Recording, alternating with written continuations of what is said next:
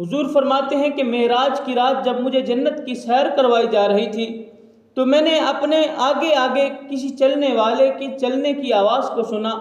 کسی کے قدموں کی آہٹ کو سنا، تو مجھے بتایا گیا کہ یہ حضرت بلال رضی اللہ تعالیٰ عنہ کے قدموں کی آہٹ ہے اور آپ کے چلنے کی آواز ہے۔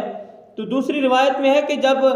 اگلی صبح حضور علیہ السلام بیدار ہوئے تو حضرت بلال رضی اللہ تعالیٰ عنہ سے پوچھا کہ اے بلال، تم کون سا ایسا عمل کرتے ہو کہ تم جنت میں مجھ سے آگے آگے چل رہے تھے؟ تو حضرت بلال رضی اللہ تعالیٰ عنہ نے عرض کی یا رسول اللہ صلی اللہ علیہ وسلم، یہی کوشش کرتا ہوں کہ ایک تو جب وضو ٹوٹ جائے تو دوبارہ فوری وضو کر لیتا ہوں، اور پھر جب وضو کرتا ہوں تو 2 رکعت نماز جو ہے وہ نفل ادا کر لیتا ہوں۔ تو اب آپ ذی وقار یہ شان، یہ عظمت، یہ رفعت، یہ مقام، یہ بلندی حضرت بلال رضی اللہ تعالیٰ عنہ کو کیسے نصیب ہوئی؟